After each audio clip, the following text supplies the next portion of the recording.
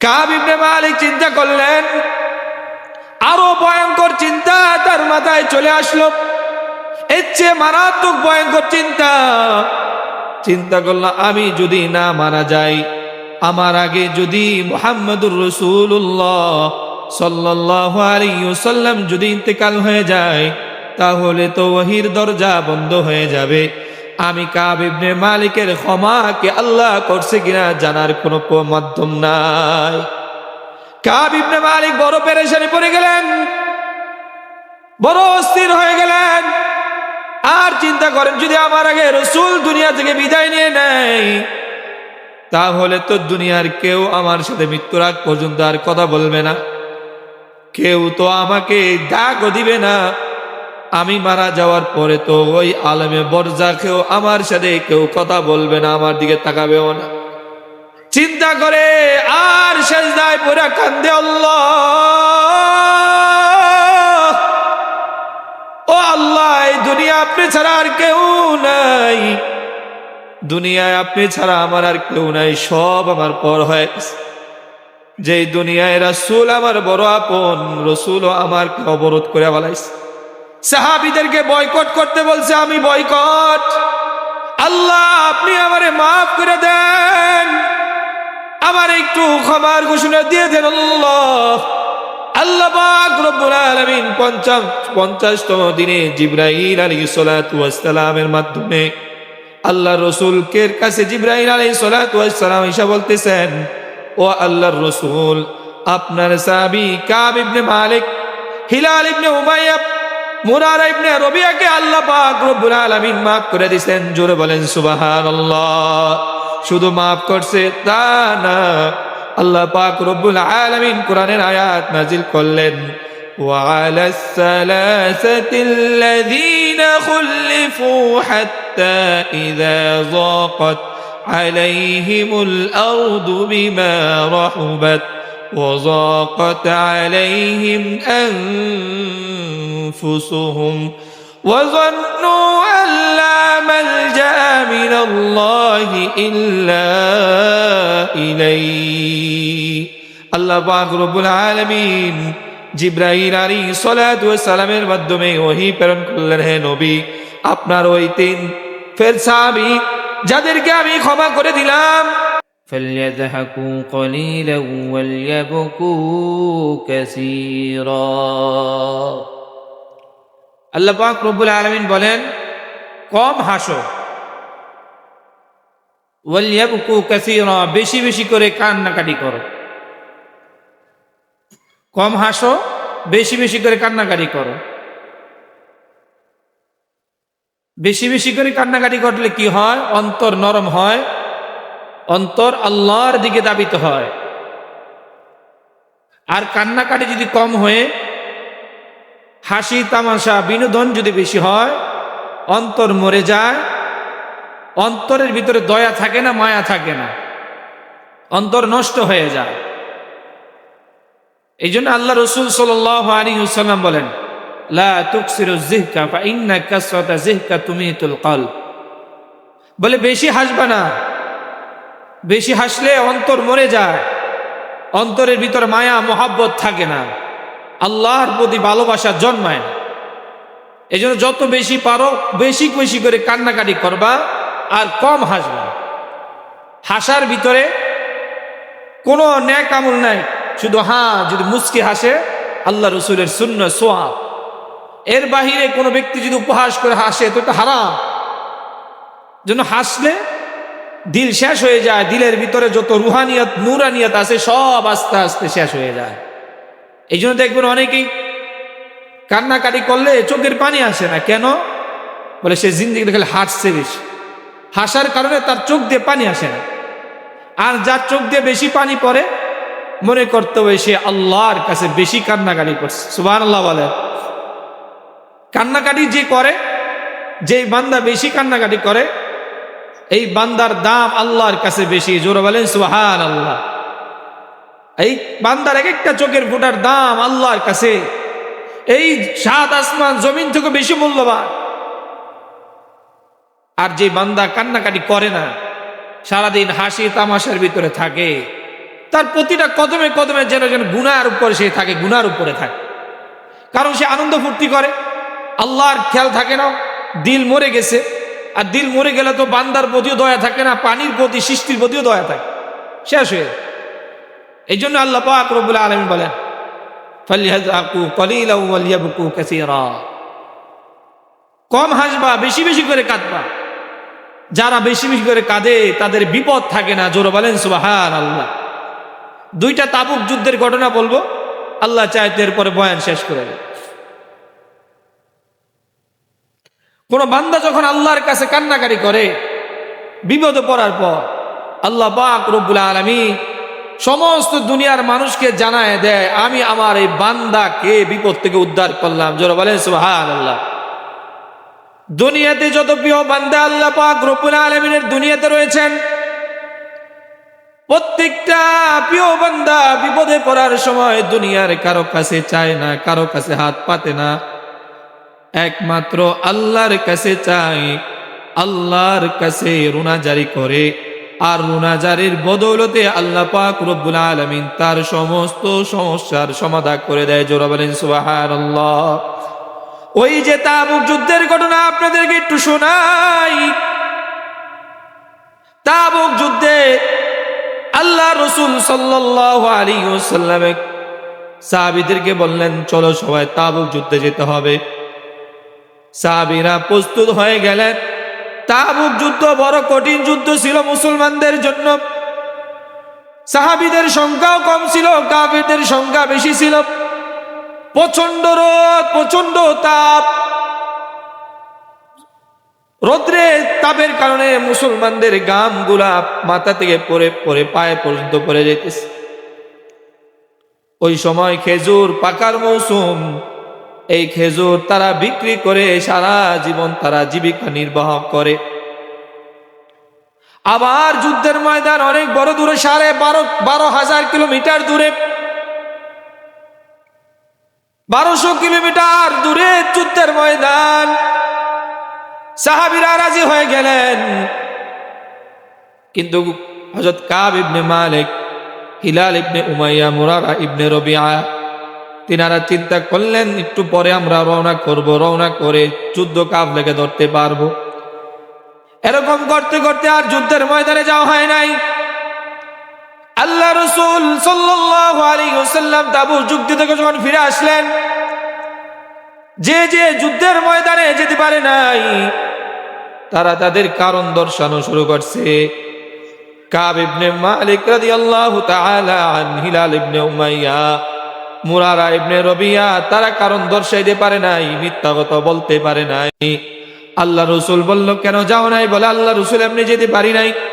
আল্লাহ রাসূল পুরা মদিনায় ঘোষণা দিয়ে দিলেন, এই 3 জনের সাথে কারো কোনো কথা হবে না, কেউ কোনো লেনদেন করবে না, উঠা বসা করতে পারবে না।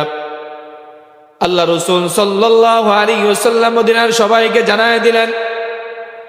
সবাই আল্লাহ রাসূলের আদেশকে এমন ভাবে মেনে নিলেন, কেউ আর কাব ইবনে মালিকের সাথে কথা বলে না, হিলাল ইবনে উমাইয়ার সাথে কথা বলে না, মুরারা ইবনে রবিয়ার সাথে কেউ কথা বলে না। কাব ইবনে মালিক রাদিয়াল্লাহু তাআলা আনহু বলেন, পুরা মদিনাটা যেন আমার কাছে একটা সংকীর্ণ হয়ে গেল, পুরা মদিনাটা যেন আমার জন্য একটা সংকীর্ণ হয়ে গেল। কেউ আমার সাথে কথা বলে না, কেউ আমাকে চিনে না, সবাই যেন কেমন যেন আমার পর হয়ে গেছে। 40 দিন হয়ে গেছে। আল্লাহ রাসূল সাল্লাল্লাহু আলাইহি ওয়াসাল্লাম আমারে ডাকলেন, কাব। বলে, হ্যাঁ আল্লাহ রাসূল। বলে, তোমার স্ত্রীকে তুমি তোমার বাপের বাড়িতে পাঠায়া। কাব রাদিয়াল্লাহু তাআলা আনহু বললেন, আমি বললাম, আল্লাহ রাসূল, আমি কি আমার স্ত্রীকে তালাক দিয়ে দিব? আল্লাহ রাসূল বললেন, না না, তোমার স্ত্রীকে বাপের বাড়িতে পাঠায়া দাও। বাপের বাড়িতে পাঠায়া দিলেন। কাব ইবনে মালিক রাদিয়াল্লাহু তাআলা আনহু বলেন, আমার কাছে 40টা দিন কেমন যেন কাটছিল, কত দুঃখ, কত বেদনা, কত ব্যথা নিয়ে আমি 40টা দিন কাটাইছি। রাত্রিকালে স্ত্রীর সাথে নিজের দুঃখগুলা শেয়ার করছি। আজকে আমার বিবিও চলে গেছে, দুঃখ বলার মতন আর কেউ নাই, দুঃখ বলার মতন শেয়ার করার মতন আর কেউ নাই। রাত্রিকালে আমি চিন্তা করি, এখন যদি আমি আমার কাব ইবনে মালিকের মৃত্যু হয়ে যায়, তাহলে তো আমার মৃত্যুর খবরটা মদিনায় দেওয়ার মতন কাউকে পাওয়া যাবে না, মৃত্যুর খবরটা প্রচার করার মতন কাউকে পাওয়া যাবে না।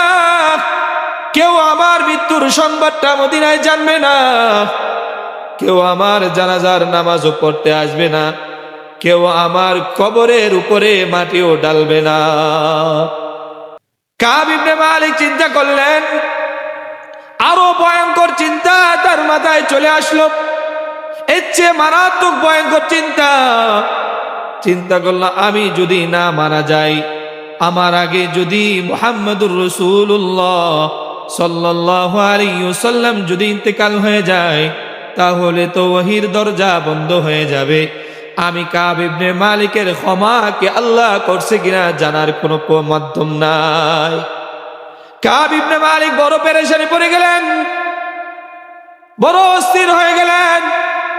আর চিন্তা করেন, যদি আমার আগে রাসূল দুনিয়া থেকে বিদায় নিয়ে নেয়, তাহলে তো দুনিয়ার কেউ আমার সাথে মৃত্যুর আগ পর্যন্ত আর কথা বলবে না, কেউ তো আমাকে ডাকও দিবে না। আমি মারা যাওয়ার পরে তো ওই আলেমে বরজাখেও আমার সাথে কেউ কথা বলবে না, আমার দিকে তাকাবেও না। চিন্তা করে আর সেজদায় পড়ে কান্দে, আল্লাহ ও আল্লাহ, এই দুনিয়া আপনি ছাড়া আর কেউ নাই, দুনিয়ায় আপনি ছাড়া আমার আর কেউ নাই, সব আমার পর হয়ে গেছে। যেই দুনিয়ায় রাসূল আমার বড় আপন, রাসূলও আমার অবরোধ করে ফেলাইছে, সাহাবীদেরকে বয়কট করতে বলছে, আমি বয়কট। আল্লাহ আপনি আমারে মাফ করে দেন, আমার একটু ক্ষমার ঘোষণা দিয়ে দেন আল্লাহ। আল্লাহ পাক রব্বুল আলামিন 50তম দিনে জিবরাইল আলাইহিস সালাতু ওয়াস সালামের মাধ্যমে আল্লাহ রাসূলের কাছে জিবরাইল আলাইহিস সালাতু ওয়াস সালাম এসে বলতেছেন, ও আল্লাহর রাসূল, আপনার সাহাবী কাব ইবনে মালিক, হিলাল ইবনে উমাইয়া, মুরারা ইবনে রবিয়াকে আল্লাহ পাক রব্বুল আলামিন মাফ করে দিয়েছেন। জোরে বলেন সুবহানাল্লাহ। শুধু মাফ করছে তা না, আল্লাহ পাক রব্বুল আলামিন কোরআনের আয়াত নাজিল করলেন, وعلى الثلاثة الذين خلفوا حتى إذا ضاقت عليهم الأرض بما رحبت وضاقت عليهم أنفسهم وظنوا أن لا ملجأ من الله إلا إليه। الله পাক রব্বুল আলামিন জিবরাইল আলাইহিস সালাতু ওয়াস সালামের মাধ্যমে ওহী প্রেরণ করলেন, হে নবী, আপনার ওই তিন ফের সাহাবী যাদেরকে আমি ক্ষমা করে দিলাম, তারা তো যুদ্ধের ময়দান থেকে পিছু ছিল, তারা ধারণা করেছেন তাদের কাছে দুনিয়াটা প্রশস্ত হওয়া সত্ত্বেও জমিন পুরা সংকীর্ণ হয়ে গেছে এবং তাদের নিজেদের উপর নিজেরাও সংকীর্ণ হয়ে গেছে। তারা ধারণা করছে আমি আল্লাহ ছাড়া আমি আল্লাহ ছাড়া তাদের কোনো আর আশ্রয় স্থান নাই। এই কাব ইবনে মালিক, হিলাল ইবনে উমাইয়া, মুরারা ইবনে রবিয়া তারা চিন্তা করছে আল্লাহ ছাড়া তো আমাদের আর আশ্রয় স্থান নাই, আল্লাহ ছাড়া আমাদের কোনো যাওয়ার জায়গাও নাই। এই জন্য আল্লাহর কাছে তারা কাঁদছে। আল্লাহ পাক রব্বুল আলামিন আয়াত নাজিল কইরা তাদেরকে মাফ ঘোষণা করছে। জোরে বলেন সুবহানাল্লাহ। শুধু মাফ ঘোষণা করেছেন, আল্লাহ রাসূল সাল্লাল্লাহু আলাইহি ওয়াসাল্লাম মসজিদে নববী থেকে একজন সাহাবীকে বেড়াই দিলেন, যাও যাও আমার সাহাবী কাব ইবনে মালিক রে গিয়া বলো আল্লাহ তারে মাফ করেছে, আল্লাহ তারে মাফ করেছে। সাহাবী এমন দৌড় দিছে, এমন দৌড় সাহাবী দিছে, সাহাবী যাওয়ার দৌড় দিয়ে কাব ইবনে মালিকের কাছে গিয়ে বলতেছেন, কাব আল্লাহ তোমারে মাফ করে দিছে। জিবরাইল আলাইহিস সালাতু ওয়াস সালাম আয়েশা আল্লাহ রাসূলকে এখন বলছে, কাব রাদিয়াল্লাহু তাআলা আন খুশিতে আত্মহারা হয়ে গেলেন। আল্লাহু আকবার বলেন, আরো জোরে বলেন আল্লাহু আকবার। কাব রাদিয়াল্লাহু তাআলা আন খুশিতে আত্মহারা হয়ে গেলেন। খুশির সংবাদ শুনে নিজের জামাটা খুইলা ওই যে সাহাবী সংবাদ দিছে তার দিয়ে দিছে। কাব রাদিয়াল্লাহু তাআলা আনহু বলেন, আমার চেয়ে বড় আজকের দিনের চেয়ে আমার আর কখনো আমি আর আনন্দিত হই না। জোরে বলেন সুবহানাল্লাহ। যেদিন আমি ইসলাম ধর্ম গ্রহণ করছি সেই দিন একটু আনন্দ লাগছে, কিন্তু সেই দিন থেকে আজকের দিনটা আমার কাছে বড় আনন্দের। জোরে বলেন সুবহানাল্লাহ। আজকের দিনটা বড় আমার আনন্দ, কারণ আমি আল্লাহর কাছে মাপ চাইছি, চোখের পানি বালাইছি। চোখের পানির দাম আল্লাহ কোরআনের আয়াত দ্বারা দিছে। জোরে বলেন সুবহানাল্লাহ। কিয়ামত পর্যন্ত তাদের নাম মানুষ মুখে নিবে। কোরআন যতদিন এই দুনিয়ার বুকে থাকবে, মুমিন মুসলমানরা সবসময় আয়াত তেলাওয়াত করবে। আর কাব ইবনে মালিক, হিলালা ইবনে উমাইয়া, মুরারা ইবনে রবিয়ার কথা মনে করবে। আল্লাহ পাক রব্বুল আলামিন এই বান্দাদের দ্বারা শিখাই দিলেন, ও বান্দা, দুনিয়ায় যত বিপদে পড়ো, যত তুমি বিপদে পড়ো না কেন, যত গুনাহ করো না কেন, আমি আল্লাহর কাছে চোখের পানি ফালাইবা। আমি চোখের পানির বিনিময়ে আমি আল্লাহ তোমার সব বিপদ আসান করে দিব। জোরে বলেন সুবহানাল্লাহ। চোখের পানির বড় দাম রে ভাই। চোখের পানি যারা ফালায় তাদের অন্তরটা পরিষ্কার থাকে। চোখের পানি যারা ফালায় তাদের কষ্ট থাকে না। দেখবেন যারা বেশি কষ্ট থাকে, যখন বেশি কান্নাকাটি করে দিলটা একটু হালকা হয়। কথা বলে ঠিক কিনা? আর যারা বেশি হাসাহাসি করে তাদের দিনের ভিতরে কোনো শান্তি থাকে না, তাদের দিনের ভিতরে কোনো রুহানিয়ত থাকে না, নূরানিয়ত থাকে না, আল্লাহর ভয় থাকে না। ওই যে কেরানীগঞ্জের ঘটনা দেখো না, ওই যে গৃহ শিক্ষিকা নিজের শিক্ষার্থীর মাকে মাইরা ওই নিজের খাটের ভিতরে 21 দিন রাইখা দিছে। কয়দিন? 21 দিন এই খাটের ভিতরে রাইখা খাটের উপরে ঘুমাইছে। এই দুর্গন্ধ, লাশের দুর্গন্ধ নিয়ে নিজের সন্তানকে খাওয়াইছে, নিজের স্বামীকেও খাওয়াইছে। ওই যে খুন করার পর আবার 21 দিন পরে তারা ধরা পড়ছে। ওই যে রহম নাই, হাঁটছে, খালি বিনোদন করছে। বিনোদনে ছিল, দিলের ভিতর মায়া মহব্বত ছিল না। আল্লাহর বান্দারে মাইরা ফেলাইছে, বান্দির মা মেয়ের মাইরা ফেলাইছে। মাইরা কি হয়েছে? তারা তো শেষ, নিজেদের পরিবারটাও শেষ করে গেছে। এই যে যত বেশি মুমিন বান্দা কান্দে, মুমিন বান্দার ভিতরে আল্লাহ রহমত চলে আসে। জোরে বলেন সুবহানাল্লাহ। এই জন্য কাঁদা শিখতে হবে। এই জন্য কি করতে হবে? কাঁদা শিখতে হবে। বেশি বেশি করে কান্নাকাটি করতে হবে। বেশি বেশি কি করতে হবে?